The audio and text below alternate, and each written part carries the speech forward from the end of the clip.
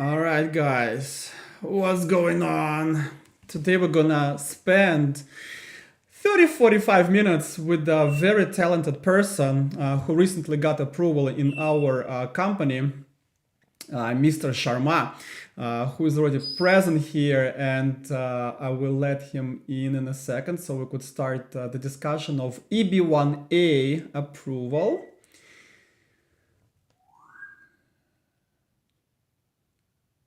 All right, Jyotishman, welcome to the stream. Get your sound and the video. Yes. Can you hear me? I can hear you. Yes, there you go. There, All right. that's how a person looks who got recently approved for the green card, and that holy light getting out of the of the body. So.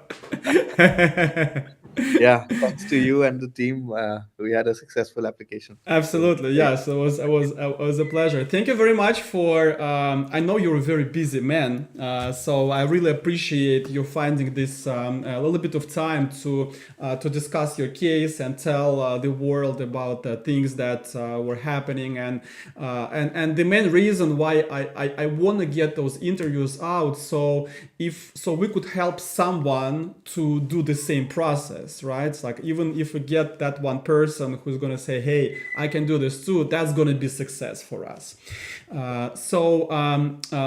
The way we're gonna go about this, five stages. Number one, I will ask you to tell me and everybody else about yourself, about a little bit of your autobiography, where you were born, who was your family, how you got where you started moving with your education, and why you decided to be who you are, the expert in your field. And the way I called you in my petition, in my memorandum, is business and technology strategy expert, right? So that's who you are. So how did you get there? What was your process? That will be number one. Number two, I will ask you the reasons why you decided to come to the US and continue your life and work here. Number three, I will ask you how you were choosing the company to trust your future and why you chose us. Number four, we're going to discuss some criteria in your case, the work with the team. What was difficult, what was less difficult, and number five, I will ask you to give an advice to the newbie, to the person who just starts this process or who is about to start the process, so we could get those people open up to the new things faster than they possibly could. Uh, Okay, Sounds good. okay. So let's start with number one. Please tell us about a little bit about yourself. Where you're from, where you were born, who was your family, and why you became who you became. Sure.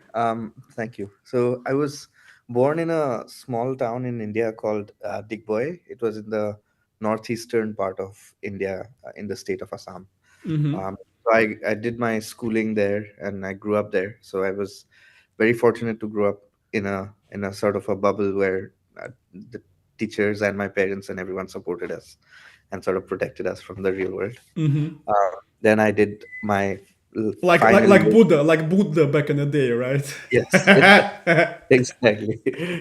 So I had a very lucky upbringing in that sense. And one of the things that was always important for us was education. Like the the importance of education was hammered into us from a early age, and I understood that that was probably the only way for a lot of kids who are born without privilege to change their lives. So then education became a very important part of our lives as well.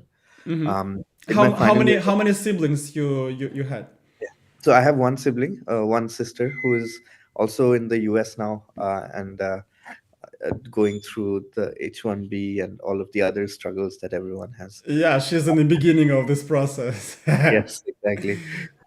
Um, and then I finally completed my schooling in Kolkata, which is a bigger city in the eastern side of India, and then went for engineering. So I'm a computer science engineer from Manipal Institute of Technology, which is in the southern part of India, and I was got a lot of opportunities to build my leadership skills in college. So I was part of uh, a musical society. I was also the president of the student council, and we had a student body of about 5,000 students at the time. So Mm-hmm.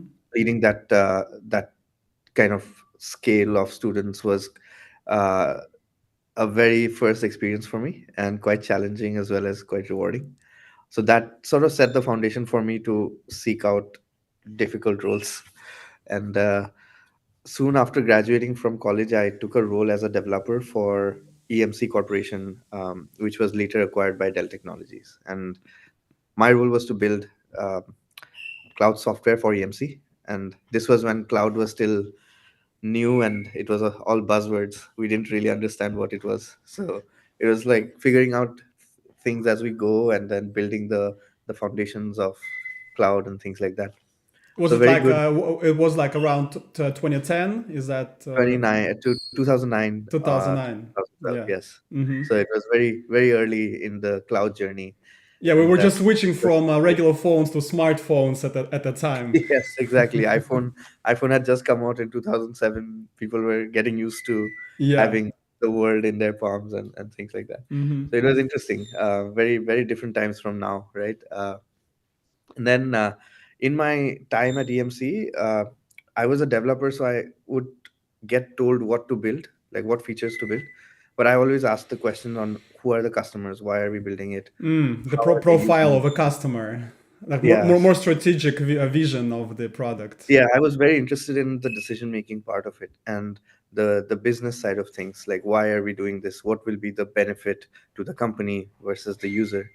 And that pushed me to think about pursuing an MBA. And one of the things that I had always wanted was to experience the classroom where the student body is extremely diverse. They are some of the best in the country, in the world potentially.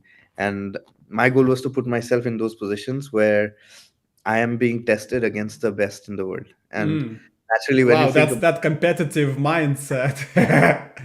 yes, sometimes sometimes it backfires, but Yeah, of course, I can tell. Yeah. but most of the times it pays off, right? So um, so that naturally I thought of the US as one of the best places in the world to pursue an education, and especially an MBA, where most of the Fortune 500 companies and their leaders are based in the US. A lot of innovation for the world is born in the US, and it goes everywhere else. So just having that experience was something that I was very keen on. And that pushed me to the Kelly School of Business in Indiana University. And Hmm. I did an MBA in finance and strategy, had an internship with Microsoft in corporate finance. And then after a graduation, I decided to continue my business education. So I joined consulting You with. just love studying, just admit it. Yeah. And I joined consulting then because it was the prospect of working on different industries and working with very senior stakeholders at a very early age was quite exciting to me. And consulting also had the reputation that they hired some of the most competitive and probably some of the best people from these business schools. So again, the prospect of putting myself in very uncomfortable positions where every one of my peer was their best where from wherever they came from, and Hmm. that would push the boundaries for what I could do and achieve as well. So that was quite exciting for me, and I decided to join Ernst Young with and did 4 years in strategy consulting. So we would help big companies with mergers and acquisitions, establishing strategic vision for their enterprise, helping them with launching products or setting up operations and designing the operating model. All of those things in a very short amount of time. So that was like an extension of MBA, but in the real world and with real problems. The real the application of it, the practice. Exactly. Yeah. Yes.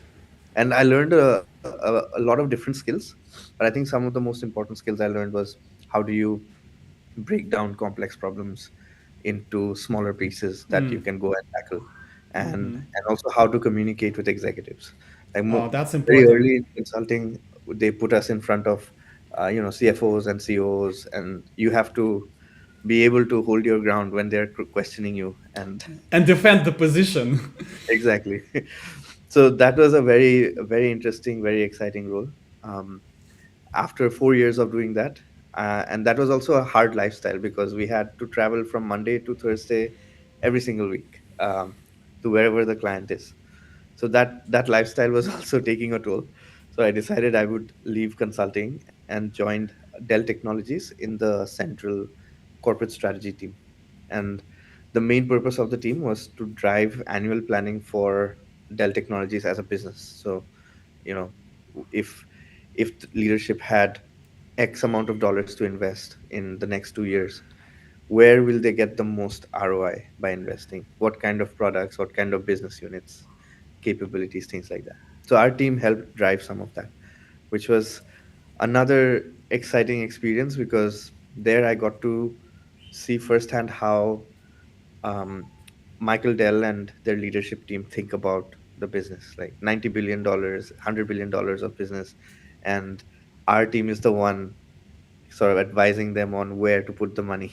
So it was quite high stakes, high intensity, but also highly rewarding in terms of what you learn working with the very senior people there. Uh, After that, spent a few years there, learned a lot, and then got an opportunity to join Google. And I mean, every most kids growing up, they have a dream to work for Google at some point. Yeah, So I yeah. got I that hear that opportunity. a lot from my Indian clients. Yeah, I mean, Google has always been the sort of the north star in terms of the best company, best benefits, all of those things you read in the media, right? So when the opportunity came with Google, I took it without hesitation, and my role in Google was to help strategy and operations for a new business unit that was being set up. So I got a lot of great experience there where we grew the business from scratch and established all of the parameters and the strategic pillars and things like that. Yeah, And then, the way that they appreciate you was clear on those letters that they signed on your behalf. Like, just Google don't say good those good things about people they don't appreciate, right? So it's like that's a good I was, sign. That's a good sign. I think one thing that I was very lucky is all along the way, I worked with people who are extremely smart and extremely humble, where these are, MDs and directors who have been in the industry for 20 plus years, and they were open enough to work with me and take my advice and help implement a lot of the things that I have put together. So I was very grateful, and those letters I'm sure played a huge role in the final approval as well. And Absolutely, absolutely. yeah, did I in Google, my focus was on two big areas. One was privacy, user privacy. So as a lot of people are aware, third party cookies that track our movements online, those become the foundation for all kinds of ads that we get in the whenever we are on the internet. And the entire digital ads industry is based on third party cookies.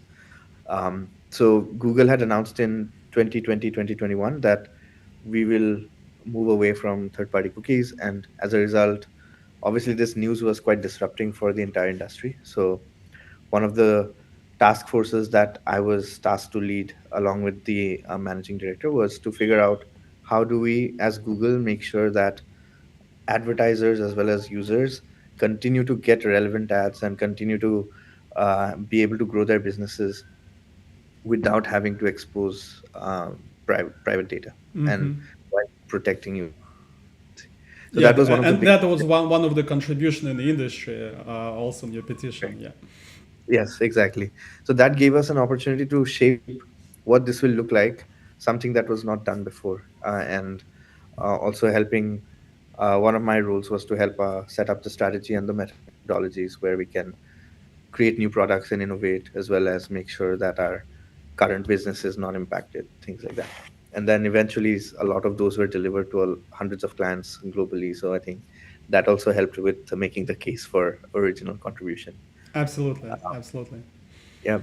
And then at Google, it's very common for people to take different roles after a certain amount of time. So after working on the privacy effort, I took on a new role where one of the key fundamental points for me was to help shape the strategy for our AI assistant that we launched. It is live, and the AI assistant is something that small and medium businesses who may not have the resources to get direct one-on-one support from large companies, they can interact with the AI assistant and get their answers, get their problems solved, things like that. And my role was to help create the roadmap for it, understand what the priorities are for the business, and then help shape the outcome.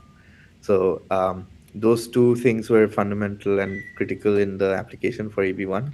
So I thought I'll touch on that. And then more recently, I'm looking at ads policy in Google, which I started only a few months ago. So Yeah, and that's where you're at right now with with this project. yes, Good. That was it was very detailed, and we actually touched on a few things that we would then discuss shortly once we get to actual petition, because you kind of covered a few things, which is a good thing. So you also kind of answered the second question that we were going to as to why did you decide to come to the States. So I mean, it's just a land of opportunity. Just to summarize, like, you can meet those people, you can meet Mike Dell and work with him. Like, who would know, right? So yeah, that's like, I would say that was your main idea, to get that sky is the limit in this yeah, country, yeah. I think and of course give the opportunities to the future generations, right? So that's also, precisely, yeah. yeah, very I close. think when I was growing up in my town, I would not have imagined having these type of experiences where you're sitting across the table from some industry leading Yeah, personalities. top people in the industry. That's amazing. Like, I got the chills when you're saying this. It's pretty crazy. Okay, so the third stage of today's interview is how you were looking for attorney who would pick up your case, and why exactly did you choose our corporation? Sure. And I have on my own, sent a lot of my friends and close family members to your firm, so I can quite confidently say that I'd had a very very good experience. So let me start at the beginning. I initially my idea of EB1A was, if you don't have a PhD or if you have not won a Nobel Prize, you probably can't Right. get it. A And then Grammy award. Yeah. Grammy Awards. I was nowhere close to any of those, and I thought that this path was always closed for me until I stumbled upon one blog and then your interview on YouTube. I think there was one channel that interviewed you where you sort of broke down the different parts of EB1A, and that gave me the first idea that it is possible. And then the more I researched, the more I found out that it involves a lot of work, both from the attorney as well as from the candidate. And I also sort of did a self assessment to see which criterias I could potentially meet. And for me, I thought, okay, maybe I met two, like leading and critical role and maybe high salary. But for all of the others, I did not meet, and I did not know whether I could potentially meet them because I didn't have any answers. So I interviewed a few law firms to look at a few different things: the fee structure, what kind of assessment they make of my profile, and how do they manage the whole timeline, and what kind of help they provide along the way. And I think for your firm, that stood out was, I did the profile assessment with your team, and the I did three calls. The first two were 1 hour each, data exploration and discovery calls, where your team went into so much detail that it almost made me feel like I was unprepared because they would go into everything that I said and said, was it an accomplishment or was it an impact? If it was an impact, was it an impact to the business or the field? And they tried to do a really thorough job of fully understanding my profile. And then in the third call I had with you for 30 minutes, where you came to me with a, I think, 23-page PDF highlighting criteria by criteria, what my chances are. And I think one of the things that I liked was you said you don't meet all of them, but if you put in the work, we can help you meet 6 or 7 of them. So that was great news to me because I had also talked to other law firms, and most of them would look at my profile as it is today and say, no, you don't have a very good shot. But Yes. you came with a problem solving mind where you shared with me, I don't meet certain criteria today, but you can help me meet it, and sort of put me in the right direction. And then of course I would have to do the work, which I was willing to do. So that was critical for me. The other one was, you said we want to time box it into 6 months. So that was also important because I have heard that some people keep preparing their EB1 applications for 1.5 to 2 years and then file. And I didn't want that. I wanted to move fast and I wanted to take action. So 6 months. And then your project management structure, the team that put together. So we had a Telegram group dedicated to my case. There were about 10 to 15 people on it, and there was constant communication, and constantly your team was telling me how far behind I was on my deliverables. So I really appreciated that because that kept me on track with the timeline, and it's very easy. Also, like for your viewers, at the time I was preparing my EB1A application, we were also expecting our first child. So it was a lot of things Oh happening at yeah, home. for sure. So having someone who was constantly pushing me to deliver on my targets, I think that helped significantly. And I was very impressed with your team. Also, the final thing is everything that your team reviewed and you reviewed, in terms of my letters of recommendation or any letter that I put together, all of the comments were extremely detailed and thorough, and it improved the outcome or the output significantly because it forced me to add details that I had not thought of, and it forced me to make it a lot stronger and very robust. So all of those combined, it was very easy for me to go with your team. And then, of course, I have also sent at least 4 or 5 of my friends already to your team to do the initial exploration. That's good. Yeah, that's and we're talking about free evaluation, which is actually how any case starts, regardless if you're, if you're CEO in Dell or you're a janitor in Google. It's the same process. So Yeah. we treat everybody equally. And for those of you guys who are watching this stream offline on YouTube, the links are going to be below this video to start this process, just the same way like all our clients who get approval do. Okay, good. Thank you very much for the kind words. I really appreciate that. We truly try to always improve in the company, always make things easier for the clients, and the result is the most important things for us. Okay, good. So let's go over your. You kind of laid it out already, but for an experienced ear, that could be just your biography and the things that you did. But actually, it was the criteria were encoded in those messages. So let's break it down a little bit more. And for some criteria we're just gonna address. Some are gonna give maybe a little bit more detail, depending on which one of them. So. Um, Yeah.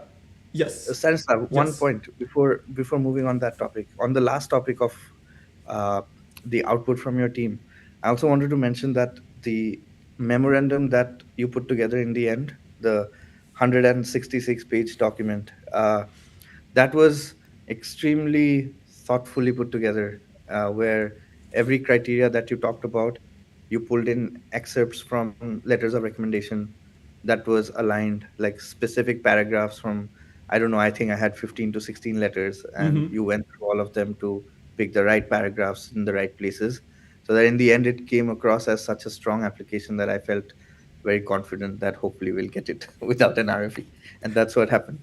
Yeah, So well, thank you for that. I never had a doubt, and I never had a doubt about your case. Of course, crazy things happen, and like right now, we have a client also from India, and believe it or not, the officer admitted seven all 7 criteria. He said we met all of them, but he said subjectively she doesn't rise to the level of. And I was like, oh my god, like what? Wow. Yeah, crazy things happen, but that's an easy fix for us. But sometimes even strong petitions. But we're always shooting for that result, for that approval.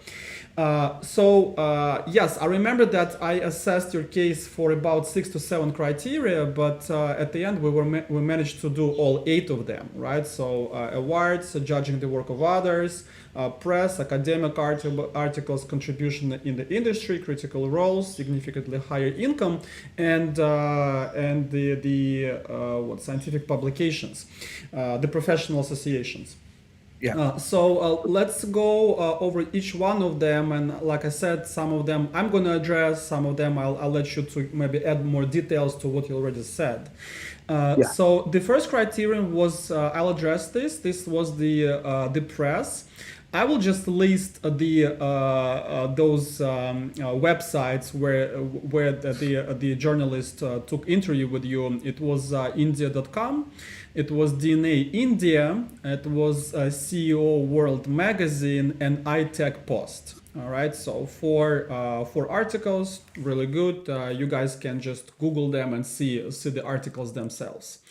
The second criterion was, of course, critical leading role, and we already kind of discussed this, the role in Google, role in Dell Technologies, and Ernst Young. So those 3 companies, all of them were a part of this petition, and of course making it really, really strong. The third one was the awards, and we got 2 awards here. The most admired global Indians 2024. I just love the sound of it. It really sounds cool, because everybody knows how smart Indians are, right? So to be smart amongst the smartest, that's really good. And the second one was Globee Awards 2024, which then you also you were as a judge in the same in also in the Globee, which we put in the 4th criterion, the judging the work of other professionals. The 5th criterion was something that we already talked about, the contribution in the industry with the privacy policy and the chatbot, AI-powered chatbot. And of course, they played a very important role in the industry, because they would, first of all, be disruptive, especially the privacy policy, like you said, and the chatbot would save a lot of money to the company and to people to resolve their problems. The 6th criterion was the membership, and you were a IEEE senior level member. Was it hard to become a member of that association? It is some work. So if candidates listening to this want to pursue this path, they have you can become a general member just by paying the annual fees. But then to become a senior member, you need to meet 3 criteria. One is you have to have at least 10 years of work experience. You have to have about 5 years of significant accomplishments, where they ask for a write-up and you detail some projects and accomplishments. So there's an application process for it. And then you have to find the 3 people who are existing senior members who are willing to write a reference for you. And that is also doable. So IEEE's website makes it easy for us to search for senior members and then find people who may be from the same company as you or same university, and then you can reach out. So it is relatively easy. The only thing stopping folks is if you don't meet the criteria, or whether you have the time to put in and prepare the application. Right. Yeah. It's like every other thing in the petition. Like you need to Yes. meet the criteria and meet the put the work to get this done. Exactly. Okay, good. So that was the 6th one, and the 7th one was the significantly higher salary, which of course, just by the sound of it and the type of your position, definitely your salary was much higher than the average in the field. And the last one is was the scholarly articles, which we used your book, Mastering Resilience, Transforming Obstacles into Opportunities. Maybe a few words from you, from the author of the book, of what's the main thesis in this work. Yeah, so I was trying to distill down everything I'd learned in my career and my schooling into something that is practical and that can be used by everyone. So the main thesis behind the book is, how do you master resilience or build resilience by knowing how to solve problems, any problem, and applying a very systematic, structured approach to break down those problems that you're facing in life into things that you can control, things you cannot control, and then things that you can control. How do you break that down further into things that are highest impact versus not, things like that. And generally, that sort of approach has helped me over time. I was not very good at it initially, and now I'm still learning. But I thought I would. Learning as you go, right? That's Yes, exactly. So just because I wrote the book doesn't mean I am the best at it, but I try to incorporate that in my day to day, and I thought that might be useful to a lot of people out there. I love how you're genuine about this, and I think it's really cool. And it's because I think not too many people can say that about the books. I can tell about my book. I also an author of my book, and everything I said there, I'm lying. So, 100%. yeah. Okay. Good. So 8 criteria. We will never know which ones were accepted, which ones were not, because we just got an approval without any RFE or anything like that. So, what were the first thought in your head when you learned that you got that approval? Relief, relief, big Relief. relief. Yeah, The burden of.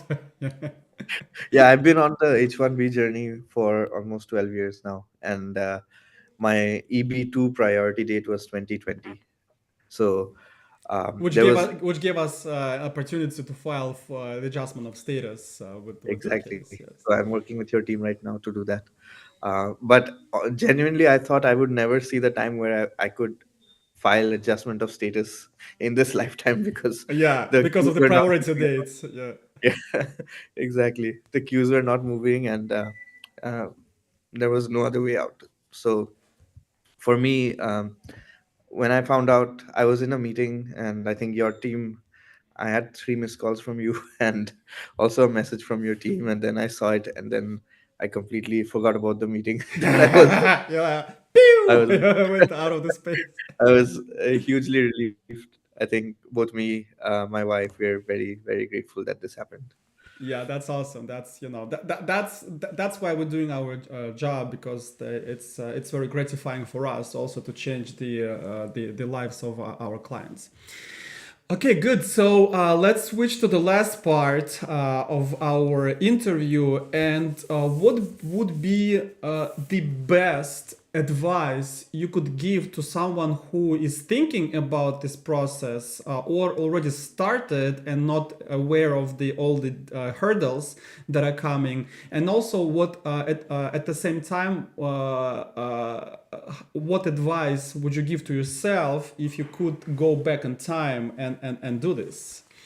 Sure. Let me answer the second one first. The advice I would give to myself was I wish I had started sooner, because I was sort of ignorant about the EB-1A path, and everyone said that it's only for PhDs and Nobel laureates. So I kind of brushed it off as something that is completely shut Unachievable. down. Yeah. Yeah, unachievable. But what I'll tell everyone is, if you're either at the beginning of the process or you don't even know if this path is viable for you, like, do the research and talk to the right people, because there's a lot of wrong or misinformation also out there, myths that are not necessarily true.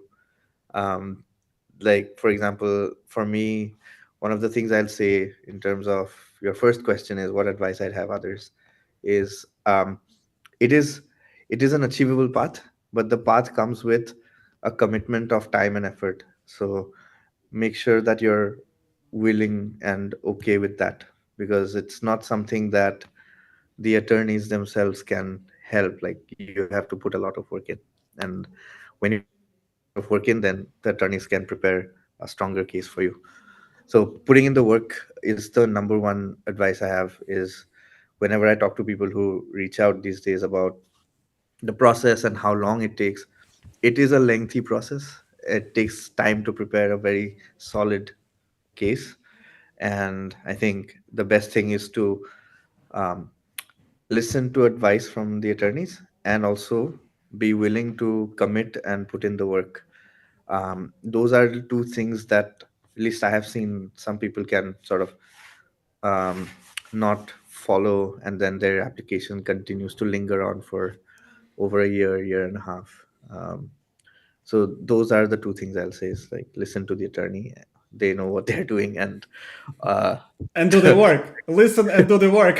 Follow the and do the work. instructions, basically. Simple instructions.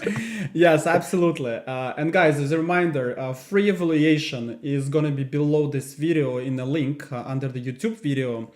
Jyotishman, I really appreciate your time, and I appreciate your trust and your genuine feedback on the work with my corporation, my team, and under my control and my strategy.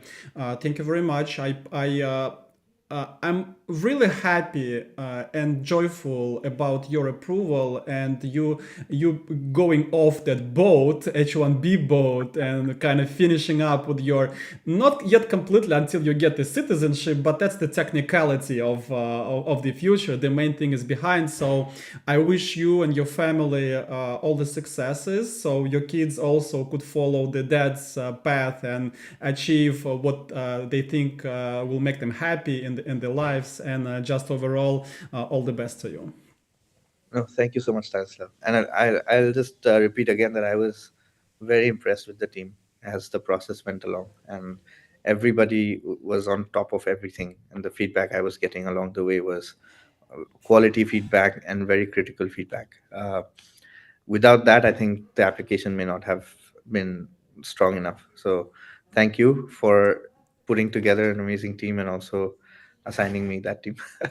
It was a great outcome. I was very impressed, and because of that, I keep sending people to your firm. Thank you, thank you. It's very flattering, and I really appreciate, because we really do put a lot of time and effort into this. So I wish you the good the rest of the week. Thank you very much for your time, and we'll keep pushing it until you get the green cards in your hands. Excellent. Thank you All so right. much, Stan. Yes. Take care. Bye bye. Bye.